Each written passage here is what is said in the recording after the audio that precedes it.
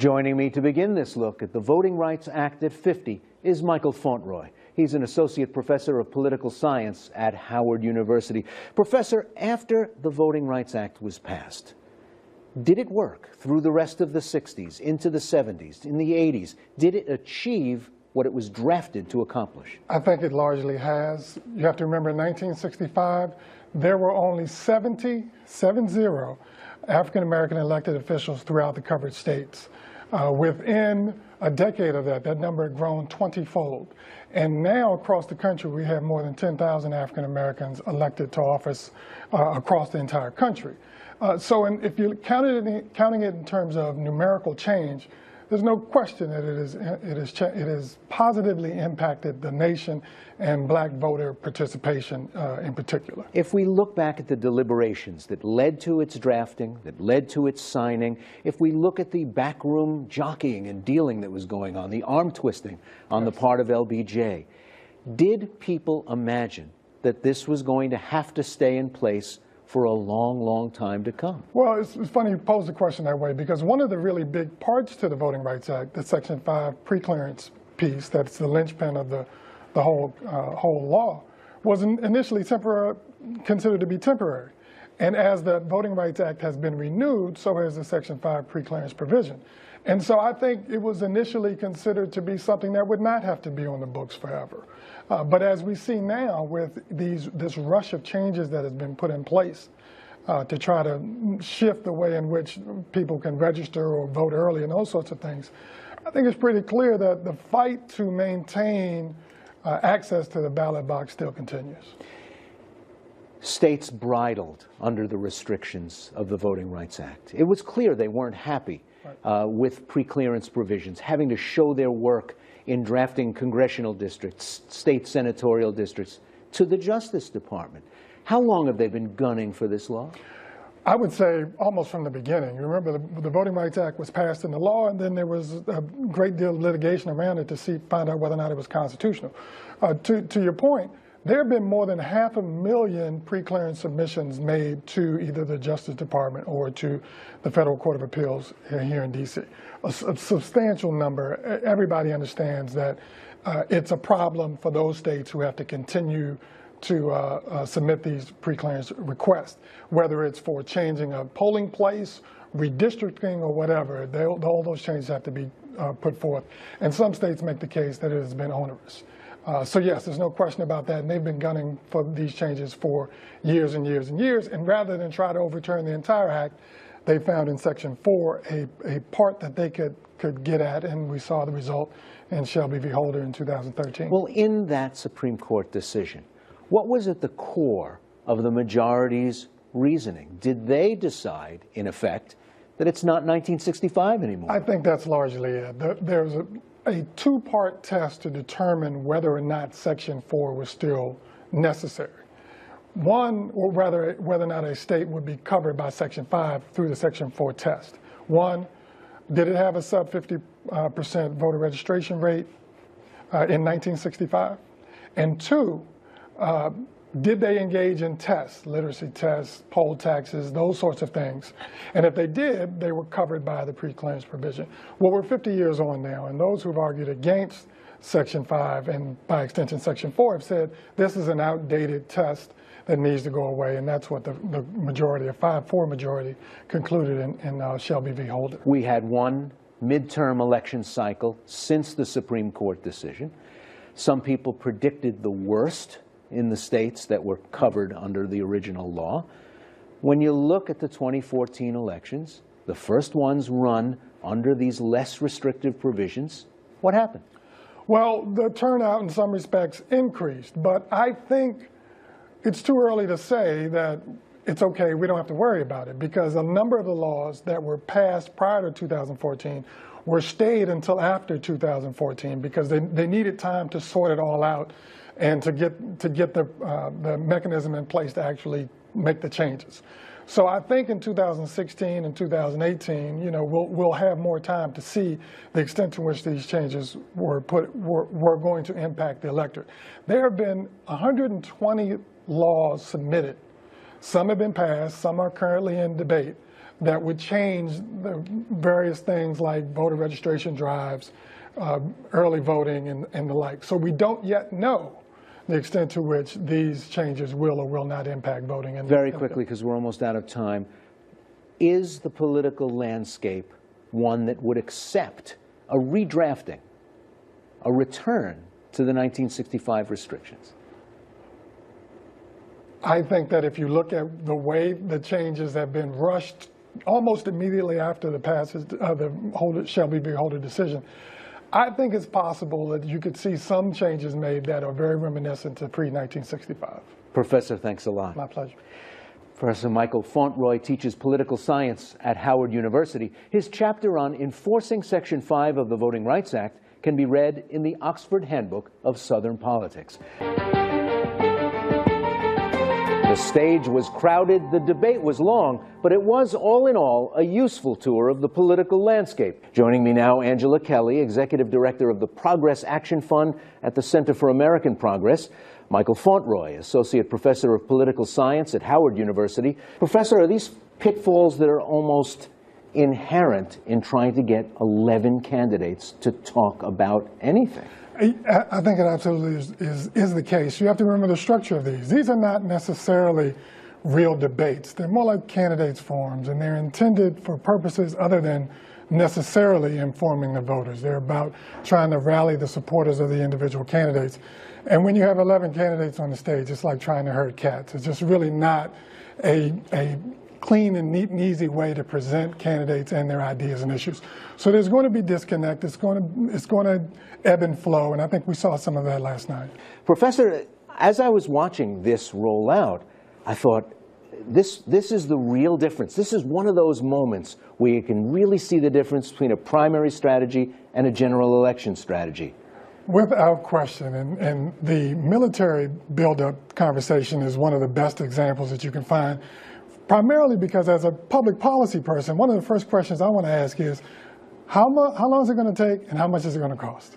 All right, and that question is rarely dealt with in a primary debate circumstance, because what candidates are trying to do is throw out red meat to their supporters, the kinds of things that would generate passion. Who doesn't want a strong military? Who doesn't want America to be able to lead the world? But there's a cost associated with that, and unfortunately, whether it's on the Republican side or the Democratic side, too often public policy proposals aren't followed up with conversations about cost. Is it a question of getting fewer people on the stage down the road before we find out what it's going to cost to rebuild the Sixth Fleet? I think it's going to take somebody to actually ask the question. See, we're not even getting the question. That's part of the issue. But Bruce has used the word brand a couple times here. And actually, that's a really good point to underscore here, because a lot of these early debates are about marketing the candidate, marketing the candidate's issues. And, you know, sometimes facts get lost, sometimes the actual process of policy making gets lost in all that. You can want to rebuild the Sixth Fleet all you want, but that's going to have to be done in concert with Congress. And the Republican Congress or a Democratic Congress would have to take away other things in order to put up the money to make that happen. A year away from Election Day, we'll be debating the debates. It's the Inside Story. Joining me now, Michael Fauntroy, Associate Professor of Political Science at Howard University. They came out with that shortened debate schedule, possibly never anticipating that there'd be 14 candidates who want a lectern on the stage. Well, therein lies the byproduct of Citizens United and the ability of these super PACs to, in some cases, prop up candidates. You talked about millions of people watching, but there's also millions of dollars at stake. And there's no reason for any of these candidates to get out, even if they only have a marginal proportion of support. And so they're fighting the last war. They'll continue to fight the last war. And we may well be here 3, 4, 5 months from now wondering, why are there still a dozen people in this race when actually very few of them have ever had a real chance of winning an election? One quick point. All you need is one line in a campaign forum that may resonate with voters and with potential super PAC donors.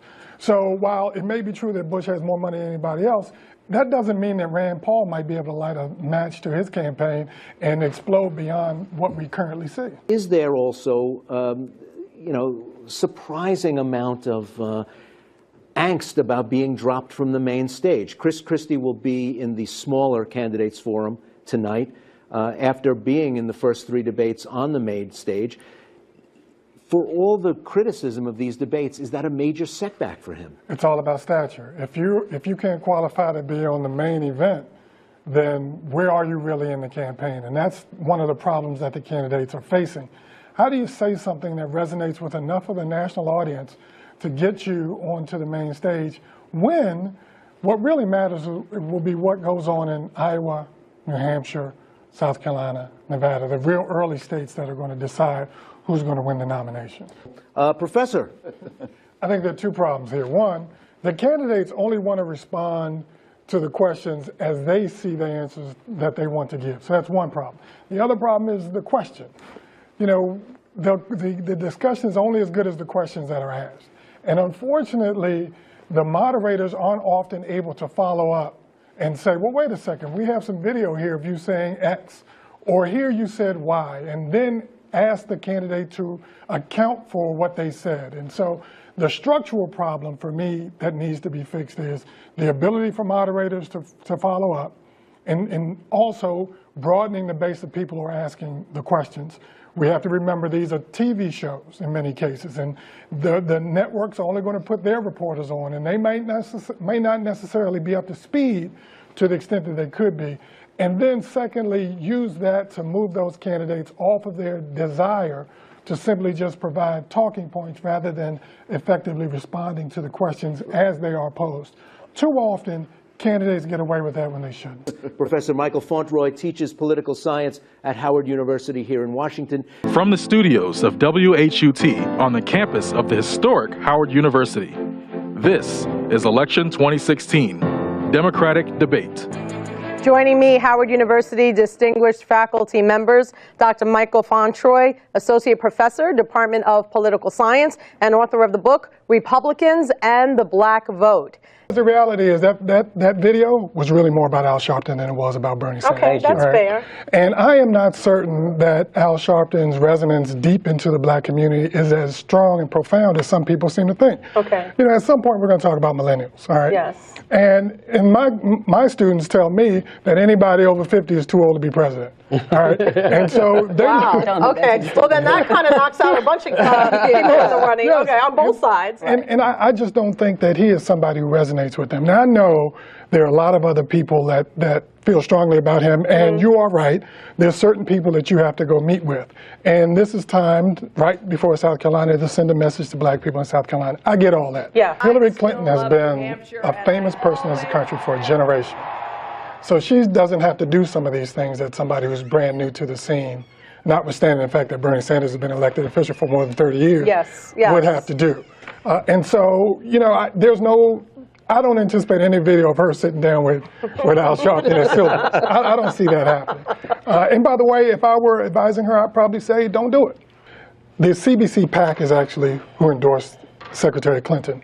And for a lot of people, they don't know the difference between the PAC and the actual CBC. So the headline is, wow, the CBC endorsed Hillary Clinton. Which assumes it means every member of Congress that is in the, yes. Notwithstanding the fact that there are a couple members, including Keith Ellison of Minnesota, who have already endorsed Bernie Sanders. Okay. The other piece is all endorsements are timed for maximum effect. And this one is timed by the CBC PAC in anticipation of the South Carolina primaries, with the idea being to send a message to black people in South Carolina. Right. But that message doesn't mean as much if Jim Clyburn isn't there. And he was not on that dais today when they were talking about the PAC. And those who were supporting her, Greg Meeks, Charlie Rangel, for example, are New Yorkers. And so they have a bit of a connection. So I just want our viewers to know that, yes, an entity called the CBC PAC endorsed Secretary Clinton, but that entity does not speak for all members of the caucus. I'm going to go to a tweet that came in from Shanae Johnson, and she says, because African Americans have historically supported Democrats, are we going to have a bigger presence for 2016? You know, President Obama had a gigantic pie of black votes from which to choose. But it's also true that in 2000, Al Gore got 91% of the black vote. The difference is his pie was much smaller. Yes. So if it's Senator Sanders or Secretary Clinton or anybody else for that matter, you know, the voters will decide, and it all depends on the extent to which they can get those voters to the polls. You know, unfortunately, some voters don't understand, at least in my opinion, that there's a responsibility with citizenship that doesn't just show up when the most attractive candidate to you is on the ballot. And so that's going to be hard to get some African Americans, particularly younger ones, who were in middle school when Barack Obama was first elected president, and may not necessarily yet be experienced enough in politics to understand that all of these races matter. Michael Fauntroy is with us. He's Associate Professor of Political Science at Howard University, and he's with us from the Washington area. Michael, it's good to have you back on the show. How have you been? I've been very well, and it's always good to be with you. Good to have you. Our elected leaders aren't anticipating some of the problems, the financial crisis, being prepared for something like Katrina. And when we have these problems to confront, they're not able to solve them either. What do you hear in those numbers? Well, a couple things, and I just want to speak to the first point that was just made by Larry, which I think is great and needs to be amplified. Not only have we been in a consistent downward trend, that trend there's really no evidence to see that it would change anytime soon. And part of that is because when 55% of the people say regular folks could run the government, it reveals a fundamental misunderstanding of what government is and how it operates. Yeah. The United States government is the world's largest corporation. The president is the CEO, and Congress represents the board of directors. And if 55% of the people polled believe that they are qualified and could do some of the same things that our current Congress does, to me shows that they don't really understand what the full nature of responsibilities of our government is. So then as you transition deeper into the numbers, I think that one of the issues is the fundamental misunderstanding of government, and also the government we have is the one that we vote into office. And so these same voters need to take some responsibility for the numbers that exist, because we keep responding to the cynical nature of elections and interest groups and others who are shaping our minds and how we view certain issues. And next thing you know, we have a government that can't respond to Katrina, is not prepared for a bridge that collapses into the Mississippi River where you are, and isn't prepared for some of the potential infrastructure catastrophes that are just waiting to take place around the country right now. Says on Twitter, I don't trust anyone to run the country if they're beholden to big money. And another listener here says, depends on whether or not big money is paying the average American off. My gosh, Michael Fauntroy, the cynicism in that. And I can't say that, that we don't have plenty of evidence that big money is a powerful influence in our government. What happened? I think part of what happened is that we know more now about how much money is actually being spent by interest groups, and we get bombarded with almost daily reports on fundraisers and how much money is being spent by and for campaigns. And when you add it all up, the average voter rightly asks the question, well, wait a second, what are they expecting to get with that money? Because you just don't give up this kind of money just because you support a candidate. And then that same voter says, on the other hand, and how am I going to compete with that when I can't give the same amount of money? So it helps to breed this cynicism and this skepticism and this real deep sense that actually the only way you can get anything done in our system is if you have a lot of money, which buys you the access to get the things you want to the detriment of the larger society.